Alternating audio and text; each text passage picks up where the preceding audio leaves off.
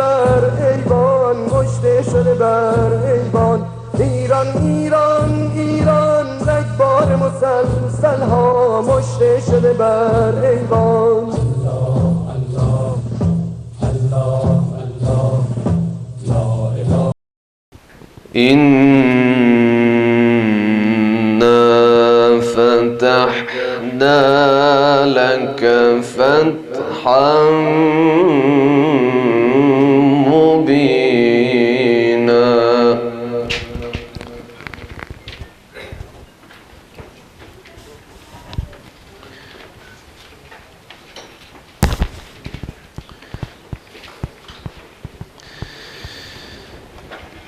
ليغفر لك الله ما تقدم من ذنبك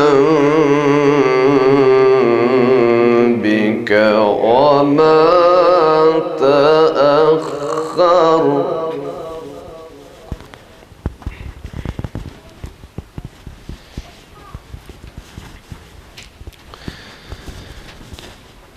ليغفر لك الله ما تقدم من ذنبك وما تأخر ويتم نعمته عليك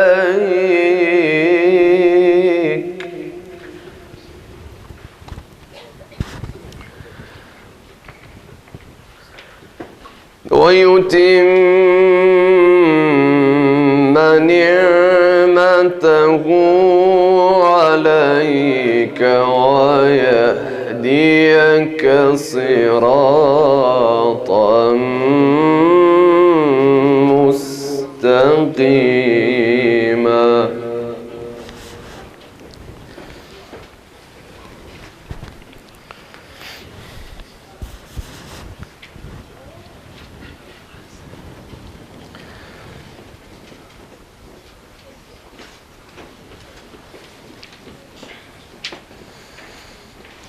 بسم الله الرحمن الرحيم. إنا فتحنا لك فتحا مبينا.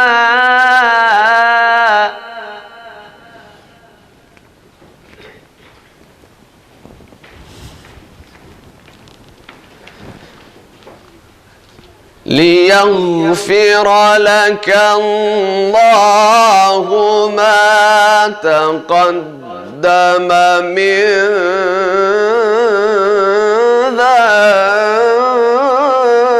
ذنبك وما تأخر ويتم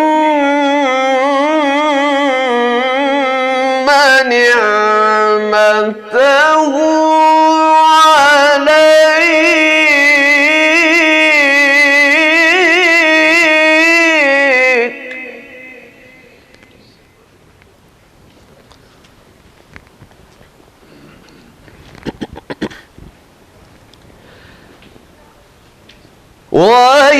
ويهديك صراطا مستقيما.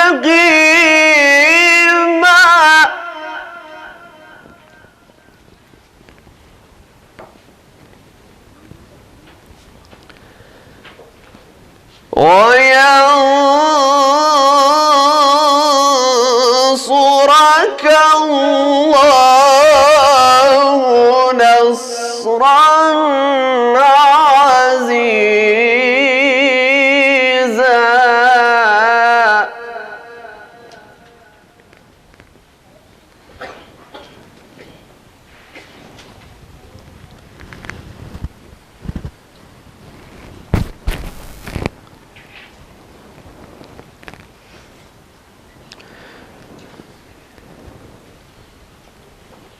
هو الذي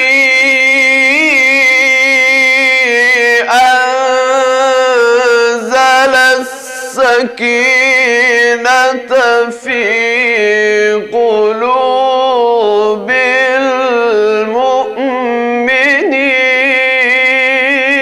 المؤمنين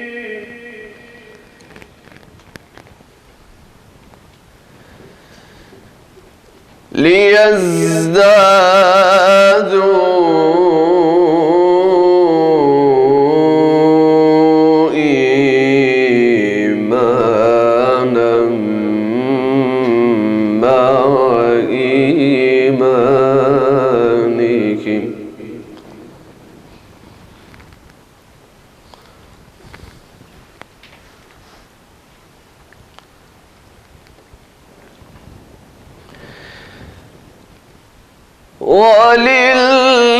ولله جنود السماوات والأرض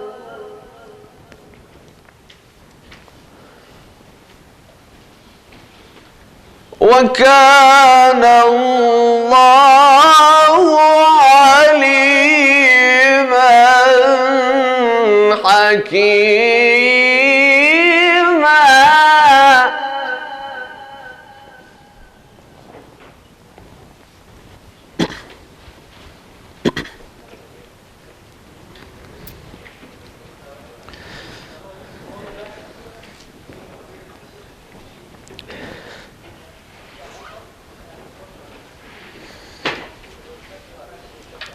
ليدخل المؤمنين والمؤمنات جنات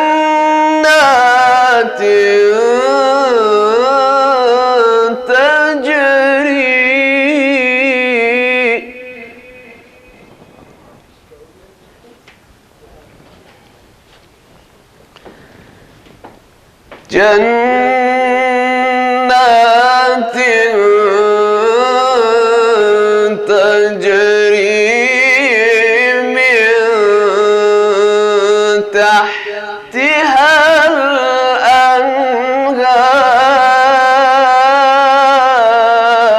الأنهار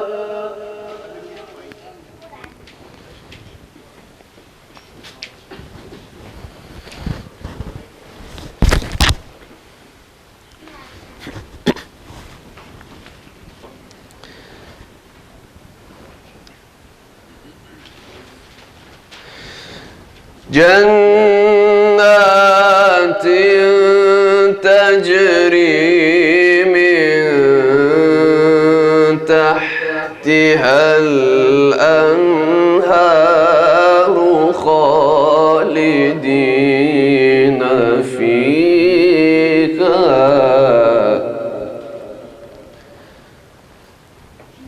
ويكفر عنكم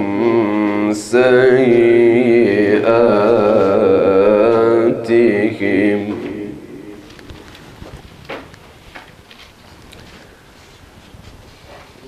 وكان ذلك عند الله فوزا عظيما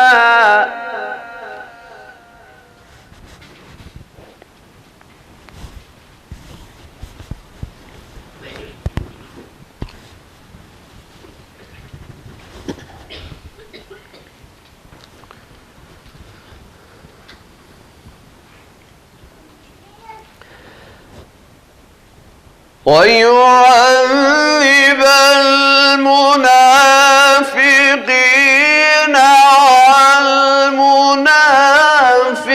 والمنافقات والمشركين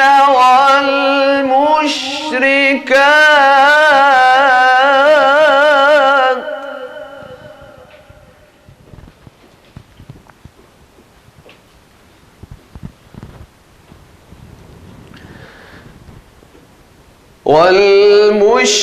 والمشركين والمشركات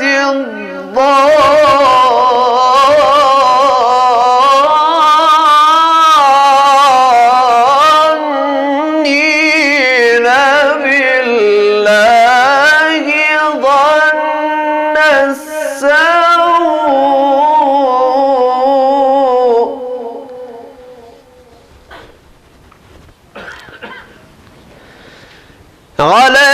عليهم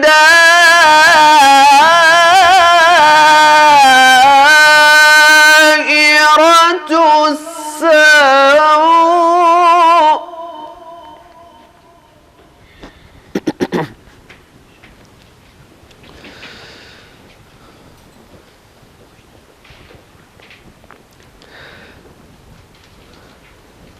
وغضب الله عليهم ولعنهم وأعد لهم جهنم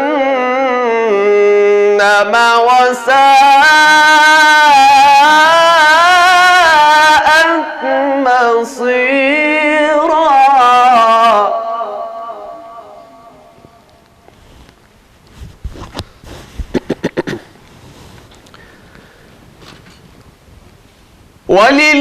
ولله جنود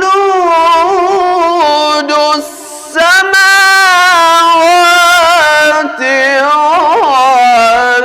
والأرض وكان الله عزيزا حكيما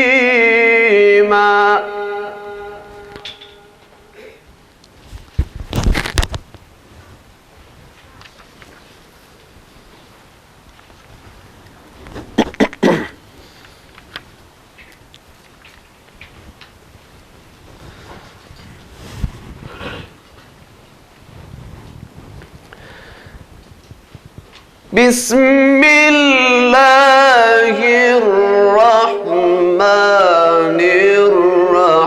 الرحيم إذا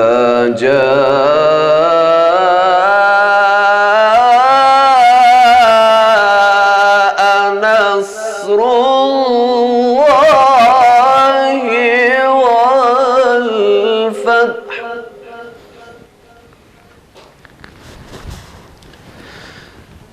إذا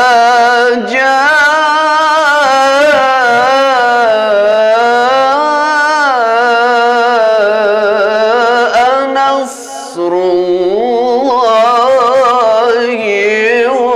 والفتح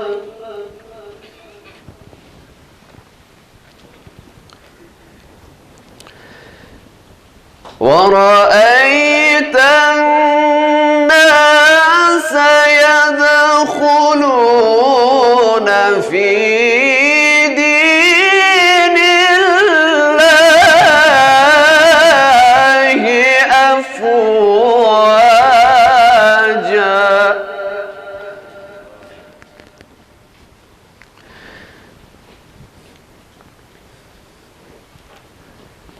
بسم الله الرحمن الرحيم إذا جاء نصر الله والفتح ورأيت الناس يدخلون في دين الله أفواجا فسبح بحمد ربك واستغفر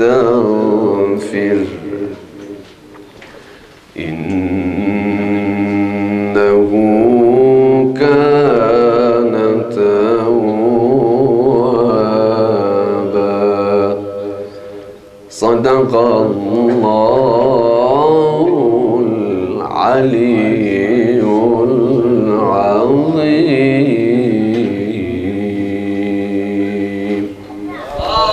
Assalamu alaikum wa rahmatullah. Bismillah ar-Rahman ar-Rahim. In the name of Allah, the Compassionate, the Merciful. Brothers and sisters in Islam, ladies and gentlemen. Welcome to this gathering. This gathering is being held to celebrate the 38th anniversary of the victory of the Islamic Revolution in Iran. And let me take this opportunity to congratulate the Iranian nation, leaders, and all those who are friends of Iran and friends of the Islamic Revolution. I hope you all having a wonderful evening, and at intervals I'll be at your service and I will give you details of the program right to the end. The Iranian nation toppled the Pahlavi regime who ruled Iran for more than 2,500 years, the monarchy system 38 years ago. The Islamic Revolution was led by the late Imam Khomeini rahmatullah alayh. Imam Khomeini managed two important things in his era.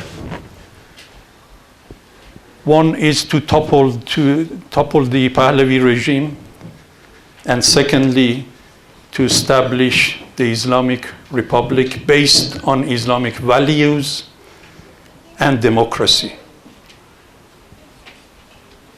Before I go any further, at this point I would like to invite the head of Manchester Islamic Center, Hujjatul Islam wal Muslimin, Mr. Awai, to attend the podium and deliver his welcoming speech. Bismillah ar-Rahman ar-Rahim. Wa sallallahu ala Muhammadin wa alihi al-tayyibin al-tahirin. La siyama baqiyatillah al-a'zam. Ajjalallah ta'ala farajahu al-sharif. Ruhi wa arwahul alamina lahul fida. First of all, I would like to thank you all, brothers and sisters, for joining us, and a special thanks to tonight's speakers, Professor Shakespeare and Professor Ahmad, who kindly accepted our invitation for tonight's program. I would like to briefly share my opinion with you about some facts concerning the Islamic Revolution of Iran, which have made it totally different from the revolutions which have happened in the past centuries. And I'm going to say this as a person from the generation of the Islamic Revolution, and not as a minister of religion or a director of an Islamic center in here. What I'm going to say, my brothers and sisters, has not been obtained from a magazine, book, character, and so on and so forth. But it is my personal opinion as an individual who has spent his entire life working towards the aim of the Islamic Revolution, and before and after the revolution. First, there are some qualities that prove that nature of Iran's revolution is religious. The Iranian people's slogans, as well as the leadership of the revolution, are the best evidence for such a statement. Therefore, before being a socio-political reform, this revolution was an internal change and the return of masses of people towards God and spirituality. Second, the speed of victory and the minimum human casualties in comparison to other similar revolutions, and also the terrific power of resistance against its enemies for 38 years are further signs that show this revolution is something different. The Islamic Revolution of Iran wasn't an armed revolution. The people of Iran stood before guns and tanks empty-handed, and typically thousands of people should have been killed. But Imam Khomeini's deep understanding of the army and his order to the people to give flowers to the military rather than bullets reduced the casualties to a minimum. At the beginning of the Great French Revolution, about 40,000 people were executed or murdered. And the initial victory did not last more than 15 years. It took 90 to 100 years from dictatorship to republican system in France. The casualties of Algeria's revolution were 1 million, and their victory did not last more than a year. Third, each of the contemporary revolution turned towards one of the great powers after their victory, and after a short while, a great distance came between them and their initial goals.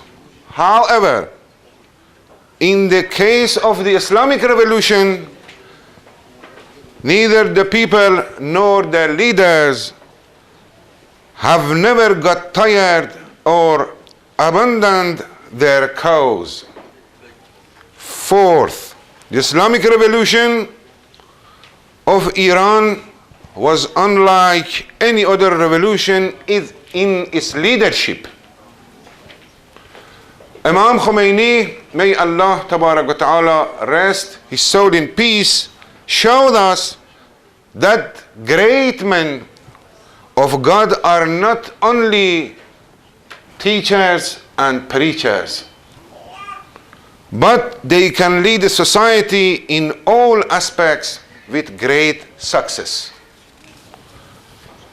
The greatest welcome of a revolutionary leader with 4 million people belongs to Imam Khomeini, as does the greatest funeral ever with around 10 million people. Fifth, the Islamic Revolution of Iran is without doubt not limited to Iran and the Iranian people, but rather it has influenced the current of world politics and endangered the interests of the satanic world power, without the Iranian people having intended such a thing. As Imam Khomeini said, our revolution was an explosion of light. Light cannot be limited. In the end, I ask God to help our great nation and our leader in the face of hardship and grant us victory over our enemies and guide all nations towards spirituality and justice and faith. Thank you so much. Assalamu alaikum wa rahmatullahi wa barakatuh. Head of Manchester Islamic Center, Hujjatul Islam Abai, for his welcoming speech. Let me give you some details about tonight's program.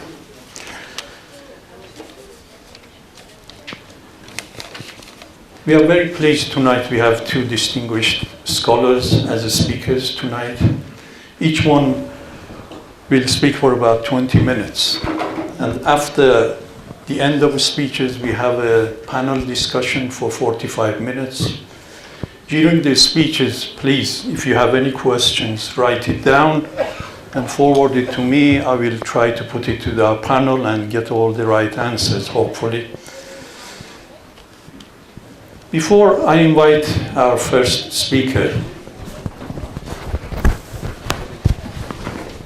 I was searching the internet today about some comments about the Islamic Revolution. And I thought instead of me commenting on the Islamic Revolution, it's better to quote or read you some quotes from a couple of American commentators. Because they see the Islamic Revolution from outside. And these two commentators are very experienced people there. One of them is a veteran of US Army and the other one a political commentator. Neither of them Iranian friends or Iranian Revolution's friend, nor enemy. But I think their approach and what they said is quite realistic. So instead of me commenting and giving you bother, I'll read a couple of these quotes before we invite our first speaker of the night.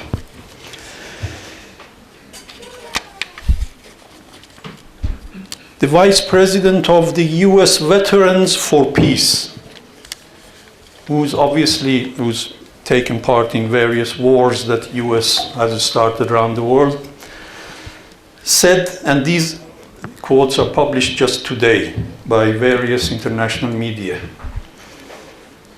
He said, "The Islamic Revolution of 1979 brought Iran to the attention of America, if not the rest of the world as well. I am sure most Americans were not aware that the US has been interfering in Iranian internal affairs for decades. I think that was one of the main reasons for the revolution." He added, "The US animosity is not limited to Iran. We have invaded and occupied dozens of other countries in our short history. I think the fact that we are a very young country is part of the reason for our actions." He obviously admits that US is a very young country, very inexperienced in all aspects of politics and other things. We do not have the perspective that comes from centuries of experience on the international stage. We often have the mindset that if something is different, whether it is a country, a culture, or a group of people, it is perceived as bad or a threat. Very realistic, very true. The sad fact is that fewer than 20% of Americans have passports. Fewer than 20% of Americans have passports. This means that 4 of 5 people have never visited another country. Our education system reinforces this ignorance about the rest of the world. And he's the veteran of US Army, Vice President of US Veterans Association. I will read some more later on from some other US commentators, and I think you will be getting some American perspective anyway about Islamic Revolution. Okay. Let me invite our first speaker of the night, Professor Rodney Shakespeare, who is a professor of economics, binary economics, and commentator in social and economical affairs, and an expert in Iranian affairs. So if you want to clap, you can clap now. Bismillah ar-Rahman ar-Rahim. Members of conference and my chair,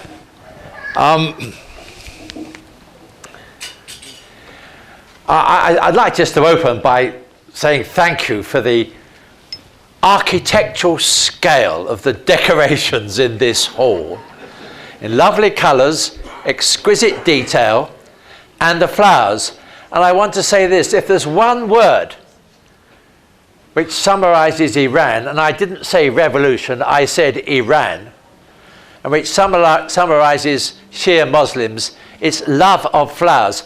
And I'm very pleased to see there's a young lady I saw early on who's already exhibiting a strong floral sense. I can't quite see her now, but that's the way. Okay. Now, we've had mention of the 1953 situation in Iran. And in fact, it tells you a lot. You see, Prime Minister Mossadegh was basically, it was probably a secular revolution. But it was about taking over the ownership and the resources of Iran for Iranians. And the UK and America, taking advantage of the fact that the revolution was secular and scaring people with talk of communism, did one of their typical, what you would call today a colour revolution. And Mossadegh was stopped and the Shah was kept going. And with the Shah's regime, you see how it all actually works. How it worked in the Roman Empire, how it worked in the British Empire, how it works in the American Empire today. And it works like this. There is simply a deal is done with the elite of a country. There's no direct rule. The deal is that the elite does the suppression of the ordinary people, and the Americans and the British agree to support the elite to suppress their people. And of course the British and the Americans then get a huge amount of income from the country. And the elite, only a small number, is also wealthy. But the ones who lose out are the mass of the people. Now, that was what was done in Iran, and that's what the revolution overthrew. But that is also, of course, explains the extraordinary situations you have today. For example, the endless support for Saudi Arabia. And the endless, I mean, who is behind Daesh? Who is the philosophical source? Where does that self-righteousness come from, which says that only I know God's will and I can kill everybody else, particularly if they're other Muslims? Well, it comes out of Wahhabism. And it is the Saudis who are not just the financial source, but much more importantly, the philosophical source of Daesh and ISIL. But the British and the Americans support the Saudi elite against their people. And in exchange, the deal is that that elite enables huge sums of wealth, one way or another, to come to the British and Americans. I think this question of the Daesh and Saudi Arabia is rather important, because you see, recently we've had what I've been talking about revealed on a huge scale. And it came when Trump of America decided to ban 7 nations. Now, these nations, first of all, they included the number 1 nation, which is completely and absolutely opposed to any form of Daesh or ISIL. That nation is Iran. And it was one of these groups. But you say, excuse me, but why wasn't Saudi Arabia in that list? Well, the answer is those 7 countries are being smeared as being terrorist. It's just a simple smearing. But it happens because of the Zionist control of the television and the radio and the newspapers. They are being smeared as creating the situation for a big war in the Middle East. The purpose of that war will apparently be to defeat terrorism. But you see, its nature is such at the moment, it has nothing to do with terrorism. It is to create a war, and at the start of that war, Israel will immediately move out, and in the name of defeating terrorism, will occupy the lands which it claims were part of the biblical Israel 2,000 years ago. Now, that is what Trump is up to, and it's being done by the combination of things, partly by British and America supporting the killer Khalifa in Bahrain, by supporting those gruesome head choppers in Saudi Arabia, and by smearing innocent people. Because the other aspect of the situation is that behind Britain and America and their imperial ambitions and control is something else. And that something else is Zionism. 2/3 of the Conservative Party in this country are members of the Anglo-Israeli Friendship Society. And that's not a drinking club. It's not a social club. It's about the serious purpose of supporting and ensuring that Israel can expand into the lands of others. Just over half the Labour Party are, and the same with the Liberal Party. But then in all sorts of the other elements of the UK government, the Zionists are strong. And it is Zionism which, in connection with that imperial mechanism, which now dominates the situation and is on the verge of creating a huge war, which would be on a very large scale. And about the only force standing up clear against this is Iran. Iran is actually, in the minds of sensible people, is doing very well in showing that America is warlike, the UK is warlike, and Israel is warlike, but Iran has attacked nobody. Nobody seems to know when Iran last attacked anybody. You actually look what happened in the Iraq-Iran war, and when there was an opportunity to counterattack in Iraq, Imam Khomeini said, no, the purpose of war is defensive. Now, Iran is doing very well in its diplomacy, and is standing like as a beacon at a time when we may well be moving to a major war in the Middle East, and it will be done in the name of defeating terrorism, when in reality it is being done to ensure the expansion of Israel into the lands of others. As regards war, I would like to mention that America's been at war every year since 1945. It's been at war every single day under the regime of President Obama, who was awarded the Nobel Prize for Peace. I'm sure you haven't forgotten. At this moment, and it's a question of what you mean by war, but roughly the usual definition means that America is involved in about 9 wars at this moment, with 3 big ones to come. Please don't forget what's happening in the South China Sea. As I understand it, there is no solution except war in the South China Sea between China and Russia. And as long as nuclear weapons are not used, I will actually put my money on China and say the last place I would want to be in such a war would be an American aircraft carrier. But be that as it may, both sides have nuclear weapons. And I do not wish to see any major war in the South Pacific. I don't think there's going to be a major war in result of Ukraine. But look at what's happening with NATO and America. Trump can say what he likes. Look at the people around him who he appointed. I supported Obama when he was elected. But 2 weeks later, I was saying, oh, what is happening? You look at the people whom he appointed. And that decided the course of American policy for the next 8 years. It doesn't matter what Trump says, look at the people whom he has appointed, and you are going to see what's happening.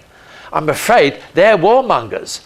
You know what's being said in respect of Iran.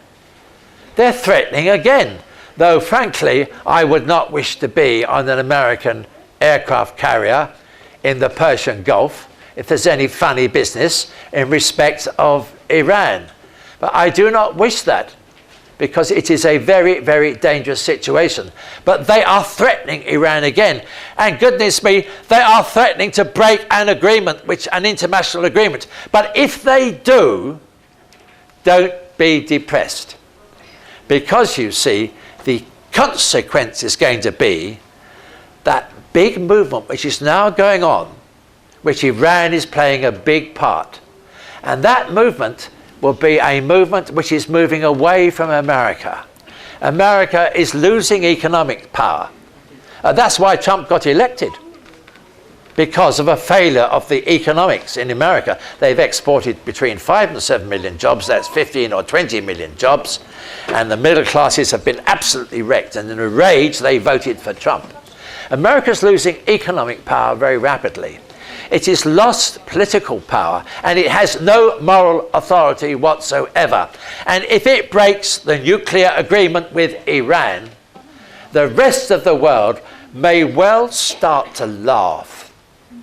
And you know, in human affairs, that when people start to laugh, that is at someone, that's the end of them.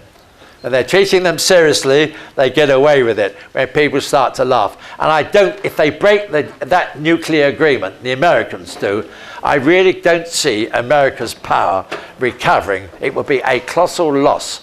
And Iran will stand there as the moral victor, and in political terms, as the political victor. So I think I'll leave it there. One final word on Brexit in this country and the election of Trump. It was economic. I know what's going on. But the core of the reason for Brexit lay in where I used to live, up on Teesside. And the highest Brexit vote was up on Teesside and Sunderland.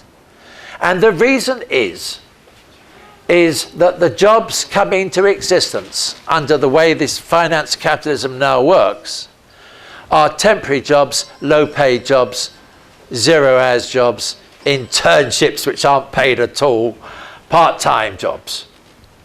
There are some good jobs, but the technological shift is smashing out the traditional well-paid jobs. And that rage, of course, gets aimed at, so we say, people moving in from Europe. And it did get aimed, and it still is aimed. But that is because of the insecurity of millions of people in this country. And it's the same in America, where in fact the real incomes of the middle classes have been going backwards for 25 years, and Trump hit that. That's what got him elected. An economic failure in America. And that is what is going to happen in Europe. Whether Le Pen gets elected in France or not, it is because the figures are completely false. In America, by the way, the true unemployment rate is 23%, and it's double that for young people and minority groups. In Europe, in Spain, amongst young people in the south of Spain, it's 70%. The official figure of 12% overall in Europe is a lie. It's about 25% and double that for young people, right the way across Europe, though of course with variation here and there. And that will be creating huge political consequences. But I'll leave that now, and I want to congratulate you on the Iranian revolution. It is a cultural revolution, it is a political revolution, it's an economic revolution, and it's now resulted in Iran becoming a sort of leader in diplomacy. It's a little bit weird, but it is actually happening. And it's doing that because at the end of the day, Iran is not aggressive, it's immensely logical in its policies, and it works by conversation and by conference and by straightforward, decent behavior. I congratulate Iran, I congratulate you, and I say well done, and may there be celebrations of this revolution forevermore, because it needs to be celebrated forevermore. It's a breath of fresh air in a world which I think is frankly going to pieces. And even though it's going to be tough, and there are heavy risks ahead, I do think that Shia Islam, as opposed to Sunni Islam, I think that Shia Islam is going to win through, and Iran certainly is going to win through. Thank you very much. Thank you, Professor Rodney Shakespeare, for his enlightening speech. May I remind the audience, please, if you have any questions, whether from the speech of Mr. Shakespeare or our next speaker, please write it down and forward all those questions to me as soon as possible. So when we have panel discussion, I can put forward those questions to our guests and then get all the answers for you, hopefully.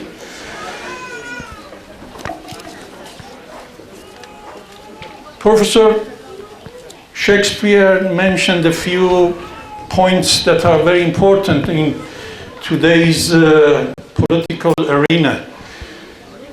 One of the interesting points he raised is that it's very strange that Iranian politicians are taking lead in diplomatic affairs and diplomacy. And it is very strange for the Western world, particularly US, when they're trying to portray everybody or claim to everybody that they are the leaders in diplomatic affairs. But they're not doing anything diplomatic. All they're doing is sanctions, fighting, starting wars. I don't know where you can find diplomatic solutions in these type of actions. Anyway, these are all will become later. Hopefully we get some answers from our speakers later on. Our next speaker, who is a scientist and a political commentator, I would like to invite him, Professor Nader Ahmad, to come to the podium and deliver his speech. And you can clap as well if you want. الصلاة والسلام على نبينا محمد وعلى أهل بيته الطيبين الطاهرين. صل على محمد وآل محمد. السلام عليكم أيها الأخوة والأخوات ورحمة الله وبركاته. يقول الله سبحانه وتعالى في محكم كتابه العزيز في سورة آل عمران: بسم الله الرحمن الرحيم. الذين قال لهم الناس إن الناس قد جمعوا لكم فاخشوهم فزادهم إيمانا وقالوا حسبنا الله ونعم الوكيل. صدق الله العلي العظيم. صل على محمد وآله. First of all, I would like to congratulate the leadership in Iran and the Iranian nation on the anniversary of the 38th year of the establishment of the Islamic Republic of Iran and the Islamic Revolution. my talk tonight will be on the very important subject, which is the US-Iran relation. Can I have the second slide, please? As you know, this is a very sensitive subject now, and all the world are looking at the new president in the US, and everybody is worried about what's going to happen. Throughout the 38 years since the establishment of the Islamic Republic of Iran, this relation never been easy. All the time there was hostility and different American strategy towards Iran. From the containment in the 80s during the Iraq-Iran war, during Reagan time, then through the system of sanctions, and then during the Obama presidency, there was the restraining strategy. And now, what will happen during Mr. Trump presidency? The important thing, before the sanction, that was in the mid-90s, or in the 90s, there was a new American strategy which is calling for imploding the regime, as they call it. Is the imploding of the Iranian state from the outside, because they reach a reality that they cannot cause explosion from inside, as it happened in other countries. So their strategy was to implode the system by putting pressure on Iran, so that this pressure lead to change from inside. And that's why they imposed the system of sanctions. And they were hoping that sanctions throughout all these years will bring this implosion, so that they bring Iran to its knees and beg the US for mercy. I was reading some articles, and there was a very nice article written by a lecturer from Dublin University. He summarized the American policy towards Iran in two factors, but actually there are some other factors in it. Mainly what he's saying, that there is the geopolitical effect, geoeconomic logic. The geoeconomic logic, it means that if we don't let us control energy resources, controlling Iran, we will be hostile against you. If you don't listen, then the other factor will come with it, which is the geopolitical policy, is that they will try to demolish and destroy the mullah regime in Iran. Of course, there are some other factors. One of the factors is Israel, and so and so and so. But he summarized this into two factors. Now, in recent took over the presidency in the US, there were some quotation from some international media and some presidents and other things. And I would like to give you an example of some quotations. Can I have the third slide, please?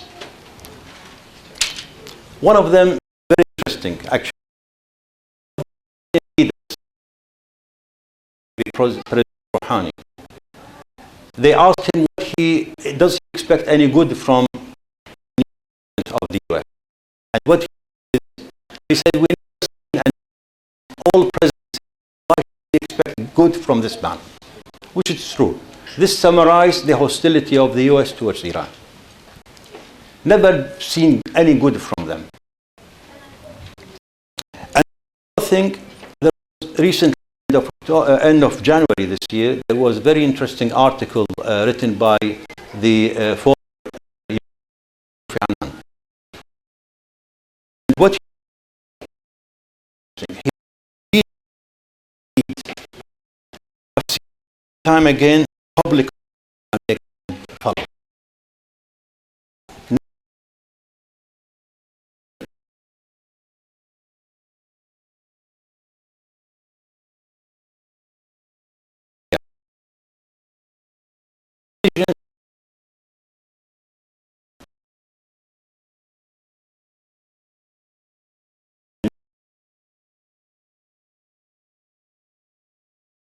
Kufa the strength of this social media on the political arena.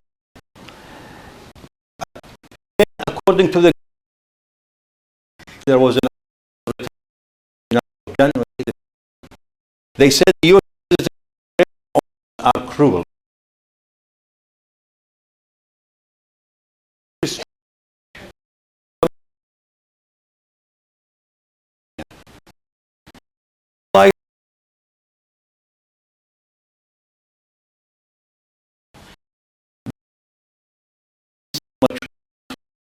The British government, unfortunately, they are still insisting on the visit of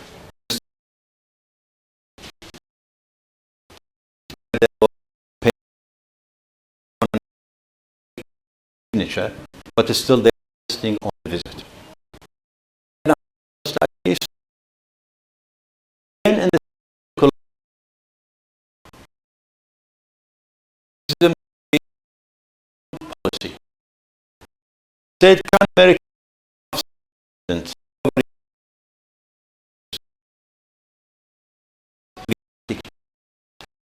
now, what we see the last 2 or 3 weeks, in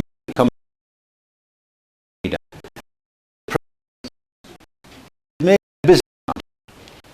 He believed that he's director of a big company which is other countries in the world are his employees.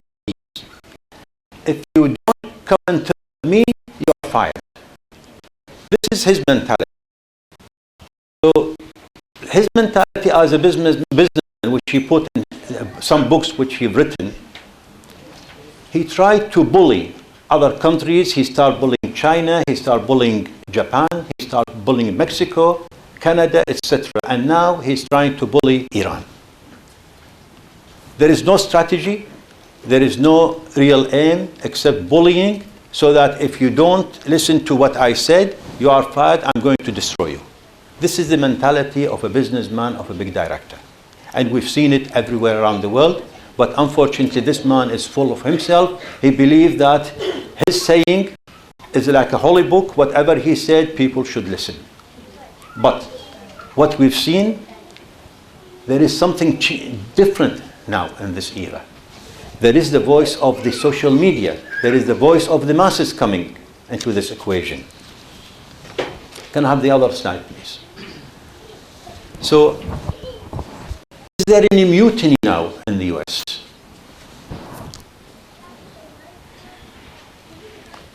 This is a big question. Is Mr. Trump going to dismantle the American society? Is he going to split the American public? What we are seeing now, there are some symptoms for this. Now, whatever he said, including his new executive order regarding the banning of 7 countries from entering the US, including Iran on top, as Professor Shakespeare said, and then Iraq, etc., Syria, etc., etc. He thought that his executive order will pass smoothly. Nobody is going to object.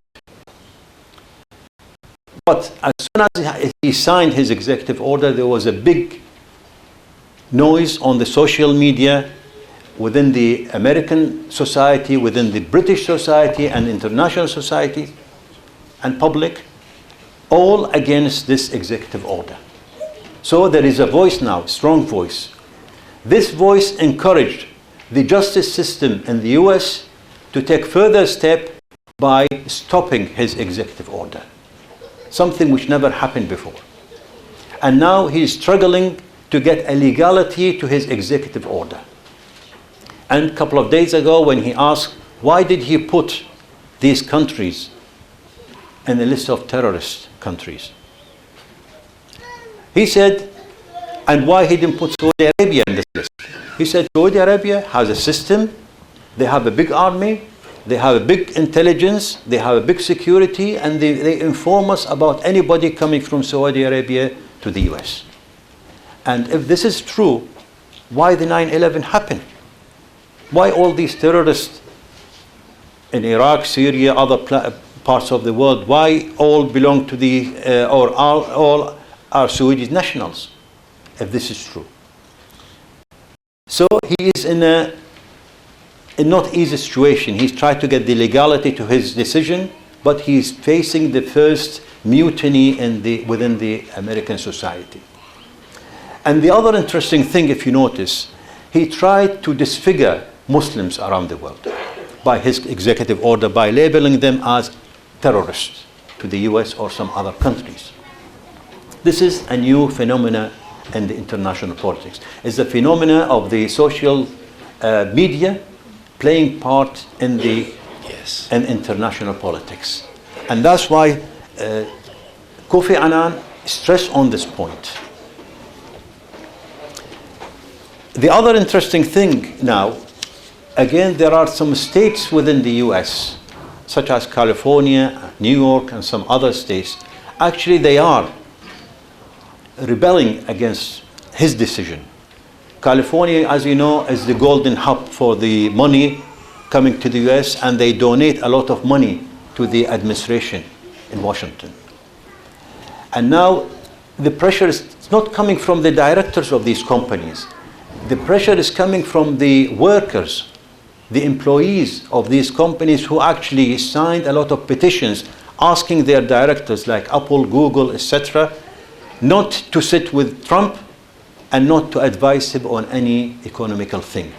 And in fact, that pressure against social media from the bottom to top, coming from the employees, put the pressure on the directors, and a lot of them, they refuse to sit with Mr. Trump.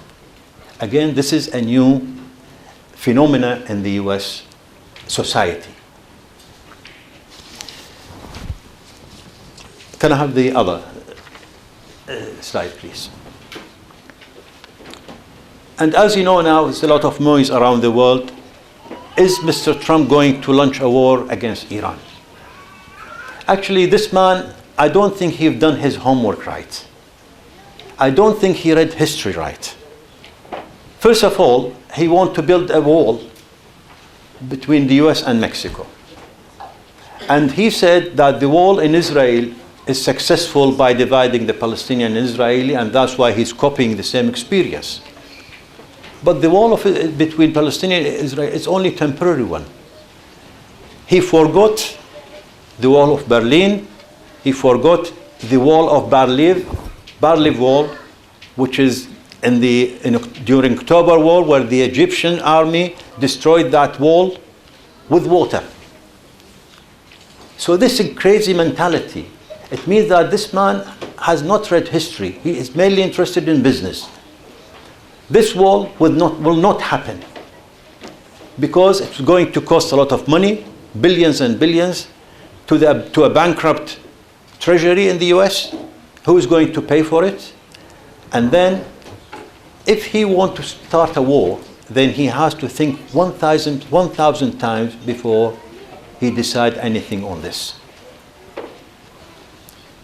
He has very hardliner advisors and the Minister of Defense and other places, and he believes that they can advise him on something against Iran, and maybe to topple the system there, to topple the regime there, as he thinks. But he has to read history. America is still involved in many wars in the Middle East. They never finished the job in Iraq. They never finished the job in Syria. And they are involved even in Yemen. Okay? And these wars are still continuing. The war of Iraq cost the American budget billions and billions, plus thousands and thousands of casualties. Is this man ready to spend billions and billions on a new war? Does he think that the war with Iran is a picnic? He's going to bomb Iran and then get rid of it, and that's it, everything will settle? If he's that clever, why ex-president didn't do it? Why Bush the father and Bush the son, or Reagan or some other president, why they didn't do it? America was very strong at that time. They have a big allies like Saddam Hussein, and why they didn't destroy Iran at that time? Does he think that the Middle East is that easy now? They have around 20,000 American troops and advisors in Iraq now, fighting in Mosul and or supporting the Iraqi army in Mosul and some other places, plus their involvement now in Syria. If he's going to bomb Iran or attack Iran, for example, does he think that the Iraqi people will stay quiet? Is he that stupid to think that? His troops, 20,000 with advisors, are already in Iraq. What will happen to them? Will the Iraqi people collaborate with these guys? So there are so many questions which require some rethinking about what is going to happen. What's going to happen now, and I put some question mark in the beginning of my talk, they are going to put more sanctions against Iran. And one of them, which decided yesterday, they are thinking about it, they labeled the Revolutionary Guard in Iran as a terrorist organization. Okay, you label it as you wish. You label Hezbollah as a terrorist organization. You label so many organizations before as terrorist organizations. What happened? Will that cause the imploding or implosion on the country like Iran? Will that frighten the Iranian leadership?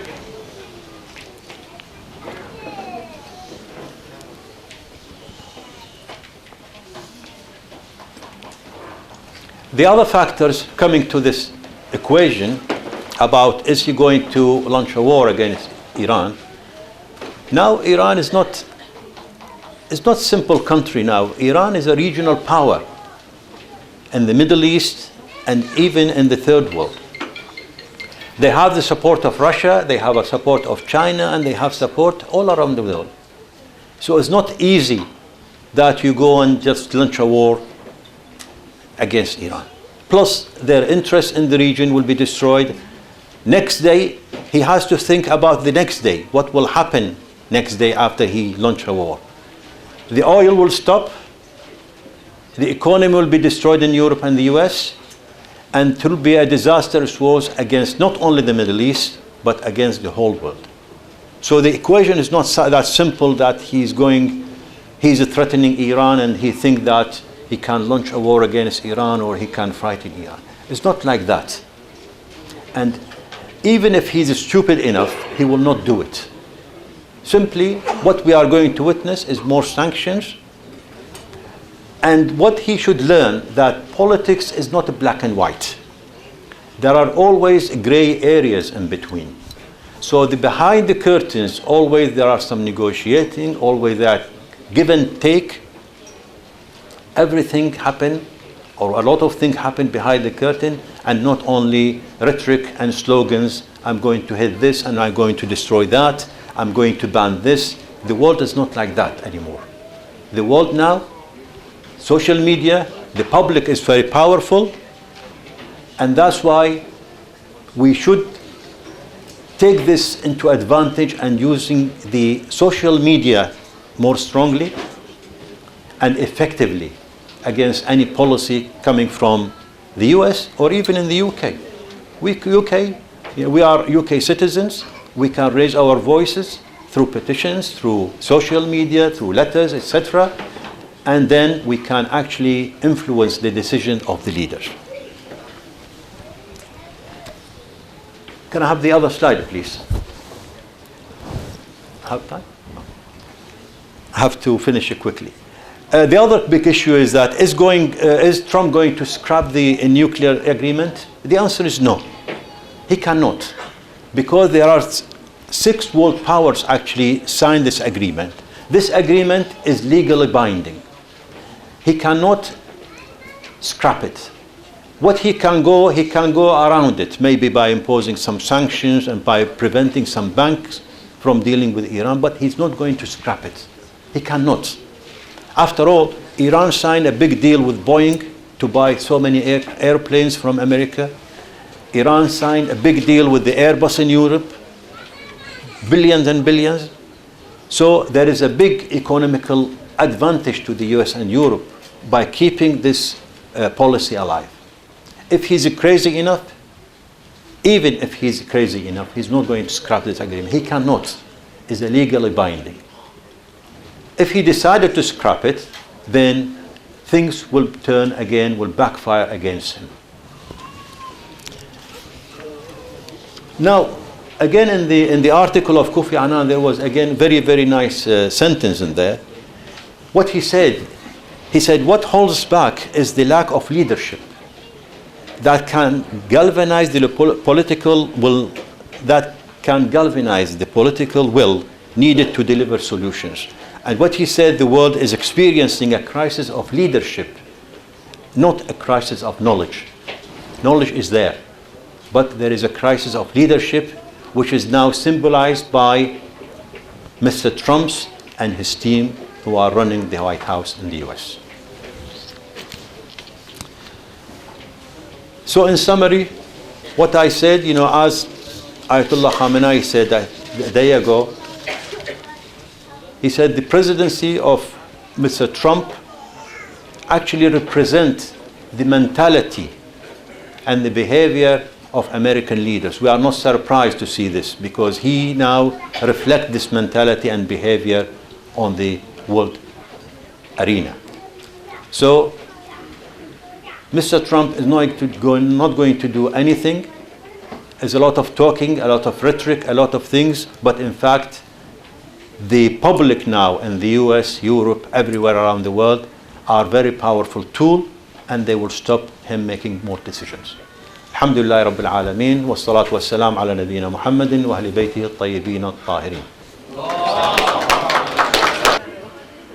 Mr. Nawaz Akbar, Manchester City Councillor, which I would like to invite him now to come forward and deliver his speech, and after that we will have panel discussion. So if you want to... Elders, brothers and sisters, and children, Assalamu alaikum wa rahmatullahi wa barakatuhu. I'm my colleague Councillor Ali. I apologize for coming slightly late. We were in another meeting. He's only just down the road, but at the moment travelling even 200 yards in the city centre in car is absolutely horrendous. So apologies for that. First of all, I'd like to thank you for actually inviting me here to your celebration of the 38th anniversary of the Iranian Revolution. Revolution is a very old word, and many revolutions have happened during history, even some in our recent past history. But I think the Iranian Revolution is unique because from a revolution it has turned into an evolution. During that period, the Iranian nation has become more politically educated, more politically active. The revolution has given birth to new institutions, and even though they're in their infancy still after 38 years, the seeds are being sowed and they will grow stronger and stronger as time goes on. Now generally revolutions start by being radical, and over time they become more pragmatic. And again, I think there the Iranian Revolution has progressed positively because, as the previous speaker mentioned, the recent nuclear deal shows a pragmatism that has enabled Iran to be able to be working with other world powers across the globe. And that is necessary for a revolution actually to be effective. Revolutions take time. They bring change, they throw things up in the air, and then things settle. And that takes time and patience. And certainly, I think the Iranian nation has shown that patience over the last 4 decades or so. And there's clearly, it's benefited the nation. Literacy rates have increased. The annual GDP has increased despite the years of sanctions. And on personal level, average personal incomes have risen. So people have seen personal benefits as well as societal benefits to their nation. Now, I think the previous speaker, I think he was talking about it, but I think Iran is at a watershed in terms of its development as a nation and progression as a nation. There are many challenges internationally, regionally, and even at home. But I'm actually confident that the determination and the resoluteness of the Iranian people, both male and female, will ensure the progression of Iran as a nation that will turn out to be a progressive Muslim power across the globe. And all this talk about Trump and all that, I think I agree with the previous speaker, it's all talk. I think he dare do anything that is going to upset Iran and the Iranian people. In terms of, I think it'd be remiss of me not to talk about Trump, especially considering his recent legislation and the travel ban, and that certainly has affected Iran as one of the nations and affected a lot of Iranian people. But we are here in kind of celebrating and commemorating, but I think I want to take you around some of the light-hearted side of this. I was listening to an American talk show, and they had a young Muslim on there. He's about 31 years old. He's born and bred in America. And so the host asked him, "You must hate Trump." And he said, "Actually, sir, thinking about it, I don't hate him." He goes, "What do you mean you don't hate him? He's brought a travel ban against the Muslims. Every speech is bigoted, kind of rhetoric against Muslims. How come you don't dislike him? The whole world dislikes him and despises him, Muslims across the world." He said, "Look, I'm 31 years old. I recently traveled from one part of America to JFK airport. When I got off the airport, I got 3 American men came up to me and they said, 'Are you a Muslim?' And I said, 'Yes.' And they started hugging me and kissing me, and that's never happened to me before." Because as I walked through the airport, I saw American women who were wearing scarves. They'd taken off their scarves and tied it up as a hijab. He goes, "I've never seen that before." Walked further into the airport, out in the airport, and I said he saw a Jamaat happening of Salah. And all these Muslims were praying, and all these Americans were watching, and when the Salah finished, they were all clapping and cheering. He goes, "In my 31 years, I've never seen that happening." So Donald Trump, in his first 2 weeks, has probably done more dawah than all the preachers in America put together. So why should I hate him? So clearly, look, somebody there is taking kind of a light-hearted side of it, but it is true. It is true. I think Muslims across the world, clearly we've got challenging times, but I think this man is all talk. He's out to kind of appease some of the extreme elements that were supporting him during his campaign.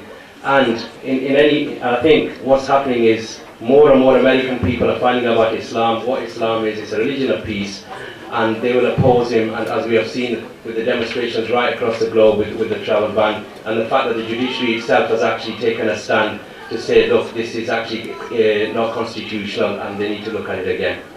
So thank you very much for inviting me. We hope you have a very nice evening, and let's hope that we continue with these celebrations every year, and look forward to actually coming here next year for the 39th year. Thank you very much. Thank you. Rabbi Nawaz Akbar for his short speech. I've been given another name for a short speech. Councillor Yasmin Dar, please. You can clap. Alaikum. Peace be with you all. It's an absolute honour. We've got these honourable guests here today, and all our sheikhs and mashallah brothers and sisters. Thank you so much for this opportunity. I will be short and sweet like my brother councillor Rabbi Nawaz. We're here for a celebration, a happy time. 38 years of the Iranian Islamic Revolution. So I'm absolutely happy. It's the 3rd year that I've been coming, and I keep it in my diary and make sure that I'm here, and it's fantastic to meet so many people. But we are living in divisive times. We are living at a time of hate and intolerance. And there's no way you can flower that and say it's not happening. I mean, I work with a lot of women from the Muslim community that have been attacked, that have had issues, that have had name calling because of wearing the scarf, wearing the veil. But I feel I'm absolutely proud when I listen to the stories about Iran was based on diplomacy. It wasn't on war or the sword or revenge. It was about peace, justice. And those are the values that we need to share with one another. We need to unite in solidarity as humanity, as being part of one race, the human race. This is who we are. You know, Hukuk al-Ibad, you know, the insaniyat that we have, and as Muslims, this is so much more inbred in our teaching and in our upbringing. So I think that's really important that we focus on that. But we do need to remember that every life is valuable, and it's not just if you're from America or Europe, it's whether you're from the Middle East, Iran, Kashmir, Africa, the atrocities that are taking place across the world. We need to stand up. We need to make those comments. We cannot be the bystanders anymore.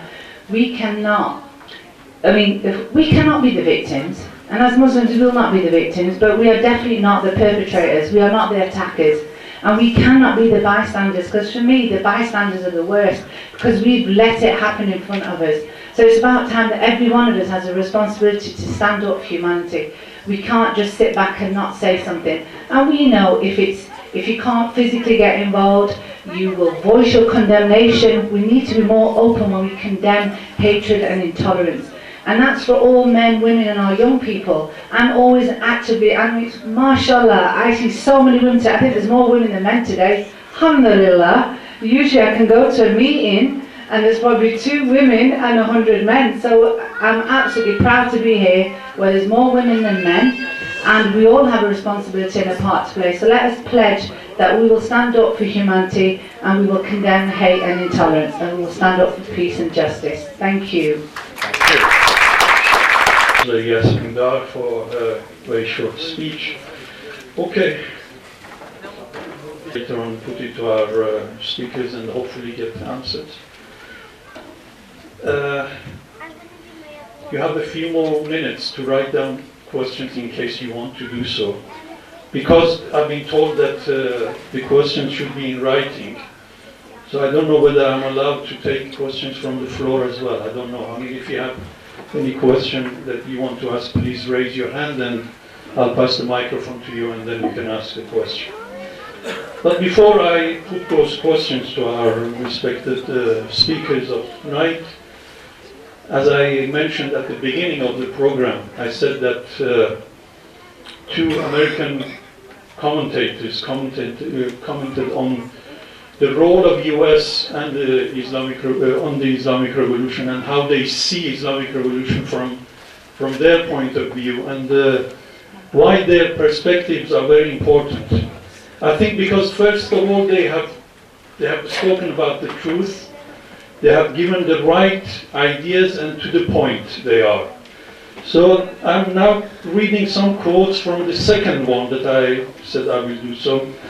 He's a senior political analyst. His name is Stephen Landman.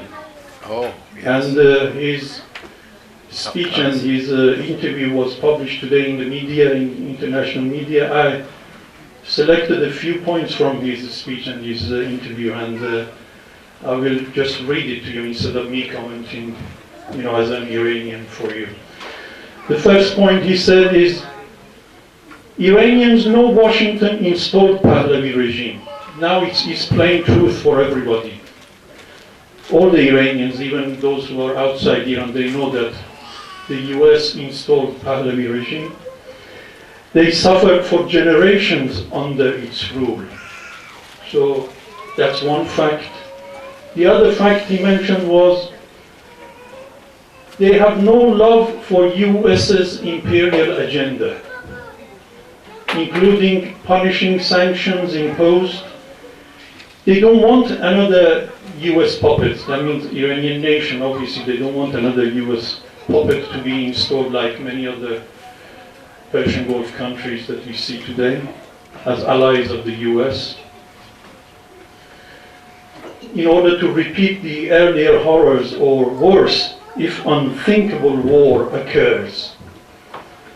The other point he raised was I've said many times that ordinary people have power if they will use it.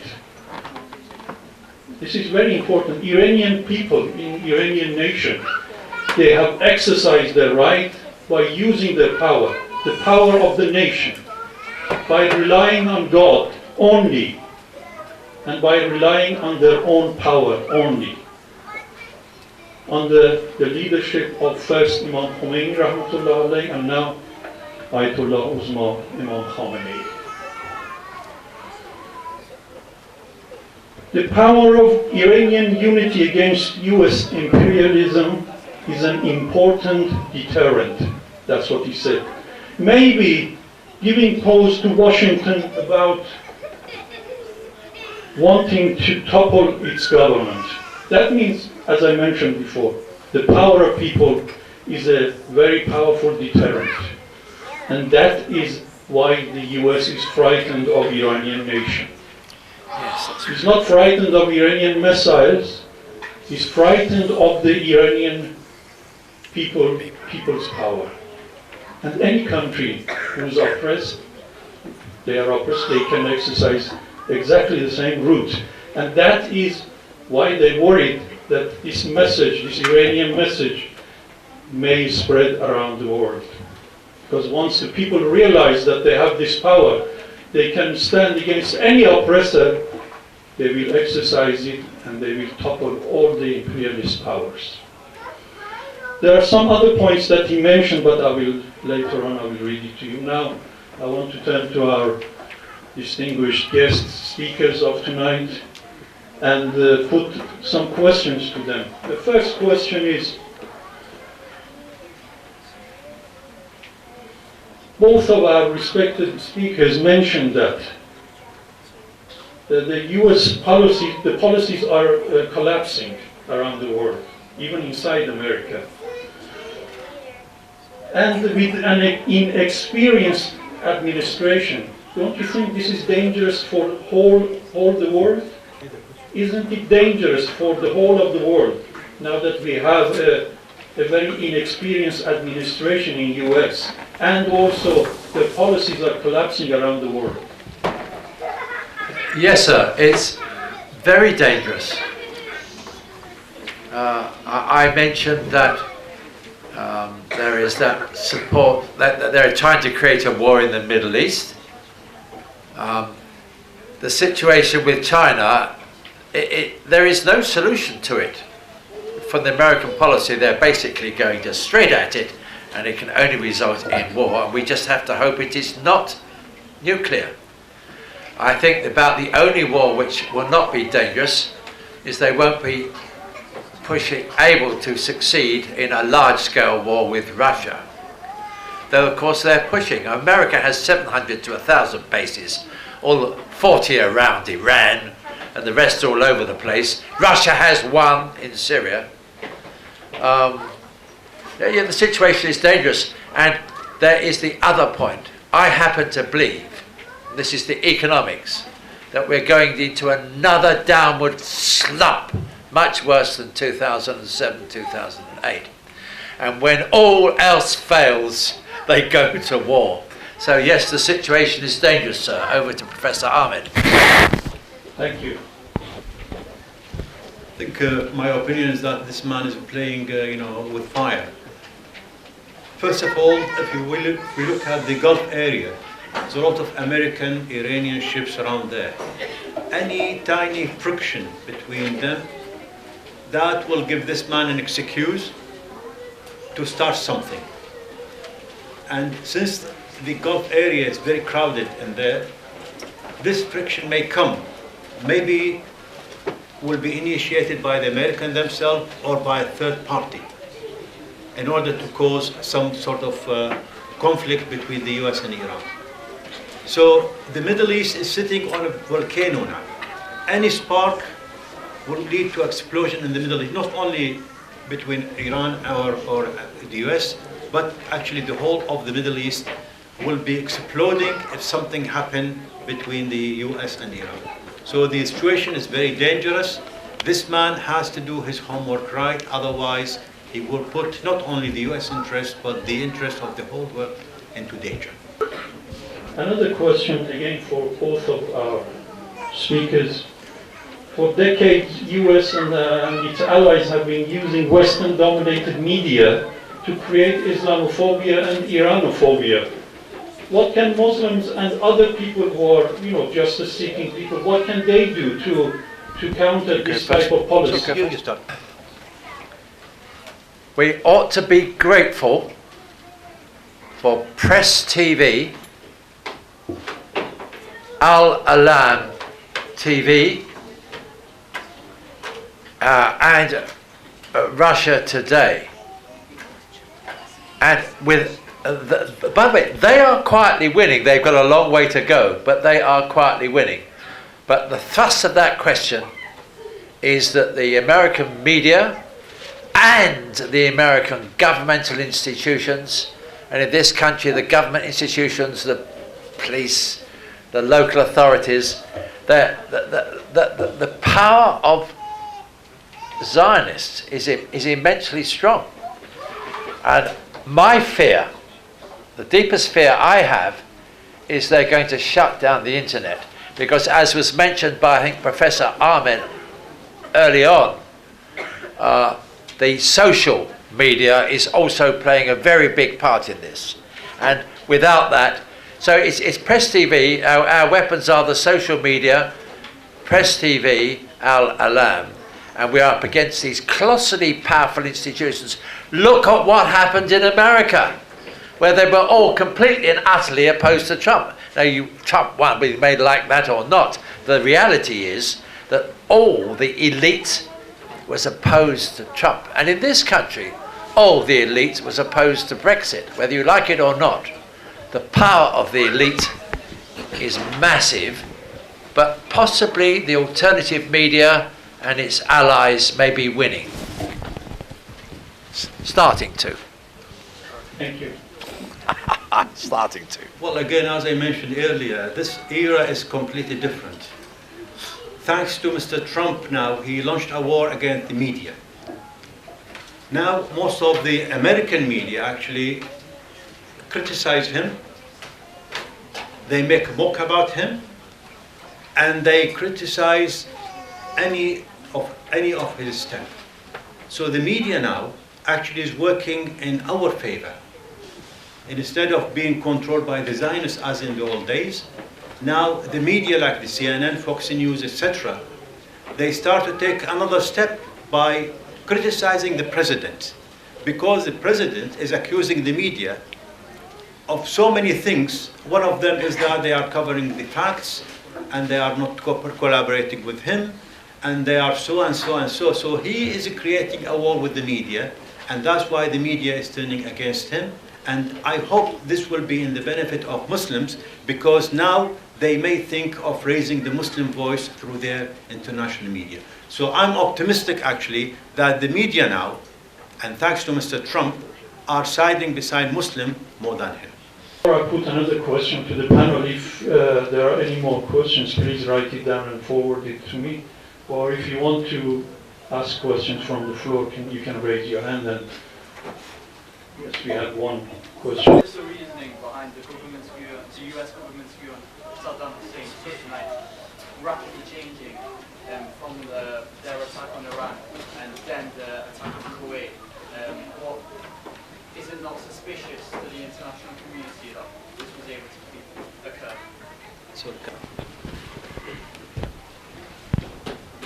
Well, when the US employ puppets in certain regimes, they use them as consumables, it's called. So when the role of a certain puppet leader or a ruler of a country, when his role comes to an end, he becomes a consumable. America used Saddam Hussein in order to topple the Islamic Republic or Islamic Revolution in Iran. War lasted 8 years. The American didn't see any advantage of continuing that. At the end, they reached certain conclusion that there should be no winner, no loser. And that's why the ceasefire happened, and America took this defeat, but they didn't recognize that they've been defeated in there. So After that, Saddam Hussein emerged as a strong, because he still have a strong army, and the American again decided to get rid of him as a consumable. So they drag him into the problem with Kuwait they encourage him to go and invade Kuwait, and they use that excuse in order to eliminate Saddam Hussein and his regime.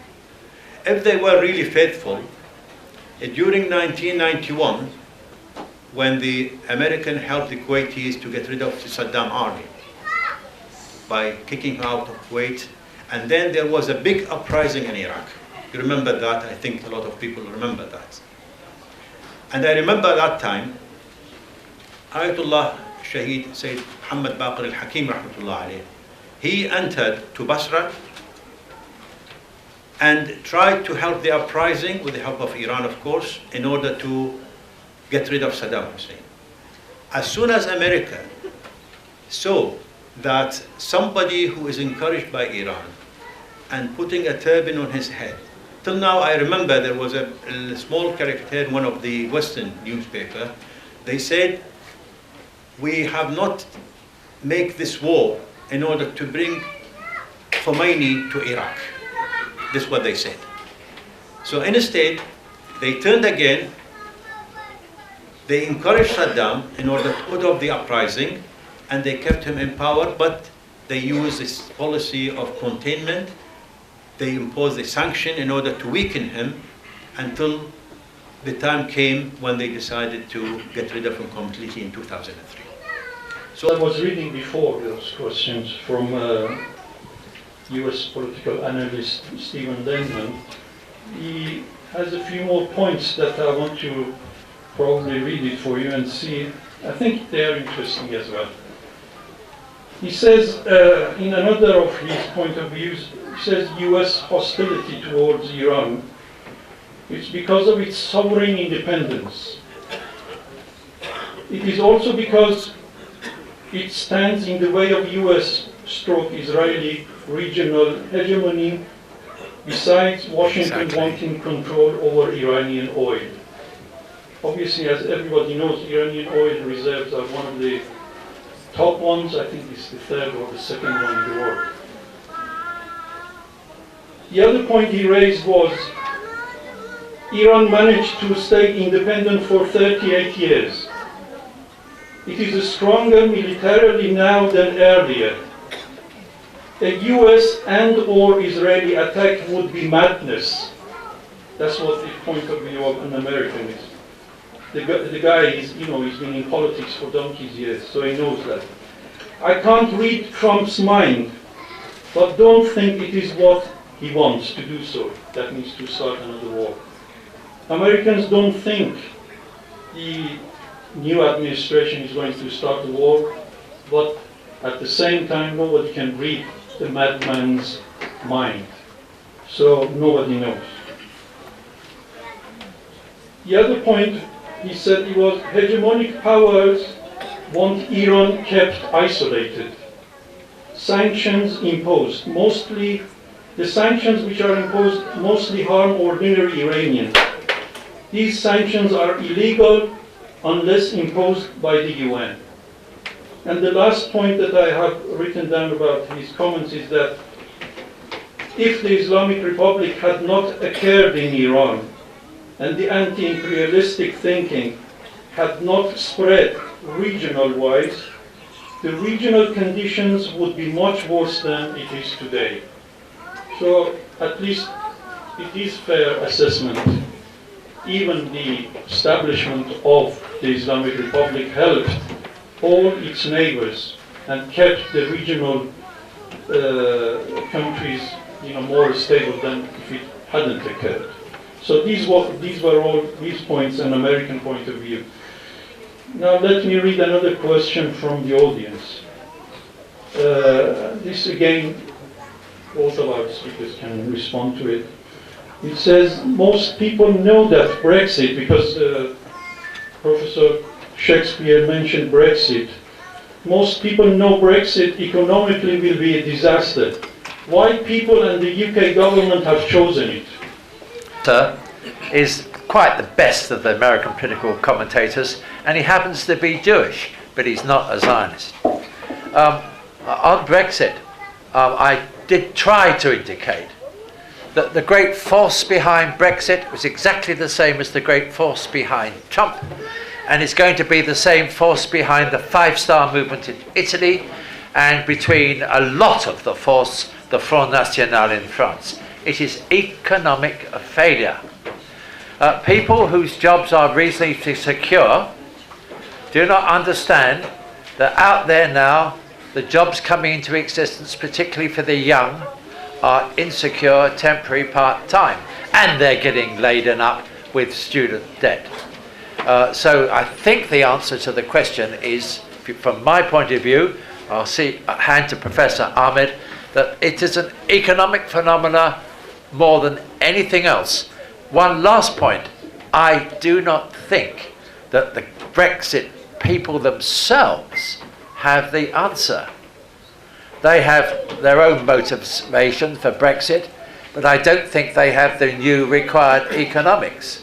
So we are looking at what I think is to be an increasingly bad economic situation manifested in political revolts. I think the attitude which has been taken by the British government, they forgot the other 50% of the British population who rejected Brexit, nearly 50%. And by putting most of the eggs in the basket of the US, which means that the British economy will be relying mainly on the US economy, this will be disastrous for the UK. This is my feeling. After all, we are not sure whether the US economy will prosper under Mr. Trump or not. Especially, he's attacking China. He's scrapping most of the international deals, a trade agreement with the Far East. And now he's putting a barrier with Mexico, he's putting a barrier with Canada. So I don't think the American economy will prosper, and I think the UK economy will suffer if they leave Europe. This is my opinion. Quick point, sir. In the negotiations between the UK and Europe, I'm not sure that there's going to be a Europe to negotiate with the UK. So I can well understand what's being said here. And there are all sorts of reasons why it could all start to go wrong. But the idea that we're going to be bullied and crushed into the ground by a European steamroller just ain't true. Because they'll soon be all fighting amongst themselves, and already there are the signs of complete disunity. So in the negotiations, I mean, Europe may well have been, by the time the negotiations end, Europe may well have split apart.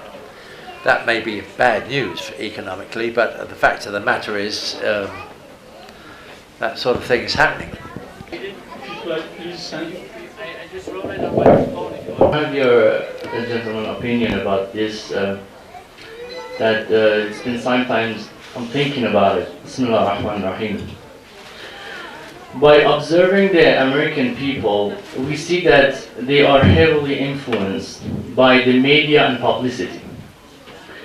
As we all know, the media and the elite, including the previous house in the power, like Obama and his house, were against Trump during the election. So considering this along with other factors, what is your opinion on the possibility that cheating might occur during the election, possibly by Zionists in favor of Trump? Well, I think it was pretty clear that a political elite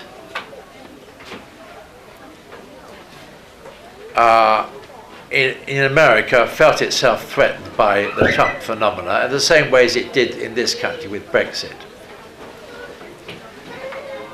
You've now got into sort of the background detail and said, you see, I think it's about 80% of American media is controlled by Zionists. This is what you're putting your finger on. I think my view is going to be that overall on balance, they felt that they were better off with another Zionist whose name was Hillary Clinton. And she was, if you want a warmonger, Hillary is your girl. So I accept the subtlety of your question, but on balance, I think I'm going to stick and say I think it was the economic forces which led to Trump at the end of the day.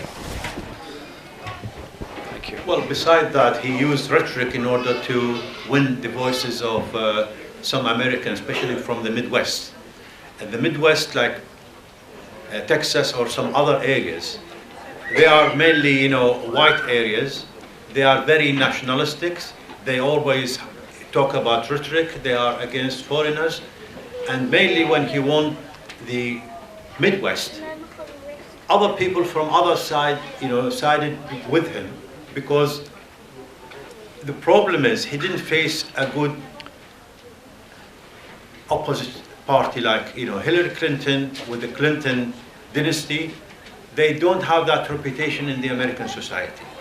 They tried her husband before, and she was foreign minister before, so they didn't have that reputation. And this man came, he was the rhetoric, nationalism, and other thing in order to win some voices. After all, nearly it was 50-50. But the 50 actually reached the White House, and maybe for some reason Hillary Clinton, you know, left the White House.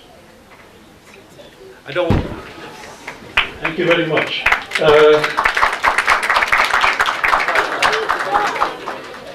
We are running out of time, and because he's just arrived and he's got 5 minutes to deliver his speeches, I'll invite Afzal Khan, MEP, as the last speaker of tonight. Bismillah ar-Rahman ar-Rahim. Dear brothers and sisters, Assalamu alaikum. Let me start by first of all apologizing for being late. And I can promise you, one, that I was late, but that doesn't mean I'm going to make your food late.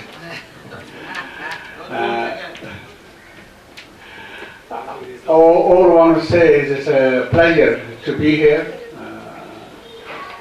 I was a young man when the revolution actually happened. One of those who was excited. Excited in the sense that for so long we saw what was happening in the Muslim world, and that in a way kindled a hope. And I've been keenly following the development. You can say almost everything has been thrown towards Iran, even the kitchen sink. But what we've seen is that despite this long period, despite all these different challenges, that Iran has systematically been moving forward, getting stronger. I've listened to part of the contribution of the panel here. All I can say is we are living through uncertain times. One of my roles as a member of European Parliament is that I'm a Vice President of Security and Defence in the European Parliament. And I can say that I do move around. I move around in troubled areas as well. It gives me no comfort whatsoever seeing Donald Trump being elected in America as a president. Quite frankly, I'm shocked. I never believed this guy would get elected. I never thought he'll get a nomination from his party. And here he is. What he says, he's trying to prove what he's saying as well, that he's a man of action. I think if he carries on the way he's expressing, it will be a disaster for the whole world. But the message to you, brothers and sisters, is straightforward. And that is the same message which Imam Khomeini also did. And that is, at the heart of all these struggles and the difficulties, we have to be steadfast, and we also have to move forward towards the unity. Every opportunity we get, we should be promoting unity, because it's this unity of the Muslims which gives the opportunity to others to divide us further and cause further harm in the whole entire Muslim world that you see. So I see Iran as a major player in the Middle East, and Iran also has to play that part and has to promote this unity, even at a little bit of its own expense. I think if that brings unity, that is far more important than otherwise. And that is, I think, appeal to all of you as well, that when we talk about unity, you know, I always said that in my entire life, I have never heard anyone saying we shouldn't have unity. Everyone you talk to, they say that we need to have unity. And then I have to remind people that, you know, the word of unity is not a saying word, it's a doing thing, you know, and that means me and you have to start with ourselves. That whatever we do, we ask ourselves, what is the consequences of this? Does this take us closer to the unity? And if it does, then do it. And if it doesn't, refrain from it. That is the way to achieve unity. So may Allah bless you all. May Allah bless Iran as well and the people of Iran. Thank you very much. We thank Mr. Afzal Khan, MEP, for his short speech and to the right point. And obviously, as most of you know, unity is the theme of the Islamic Revolution, and unity is emphasized in the Holy Quran for all Muslims.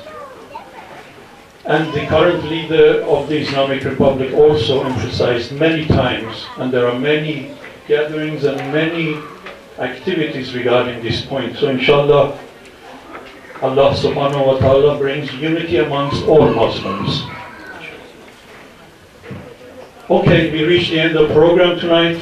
I would like to thank our audience, all the ladies and gentlemen, brothers and sisters in Islam, all our distinguished guests with their enlightening speeches and answers. I know we made you tired, but hopefully we'll be refreshed now with fresh food. Please be seated where you are. The dinner will be served here, and inshallah, for many, many, many years, we will witness this type of gathering and larger and larger and larger, inshallah ta'ala. Thank you again. Alhamdulillah Rabbil Alameen, wassalatu wassalamu ala Rasulullah wa ala alihi al-tayyibin al-tahirin al-ma'sumin wa bihi nasta'in.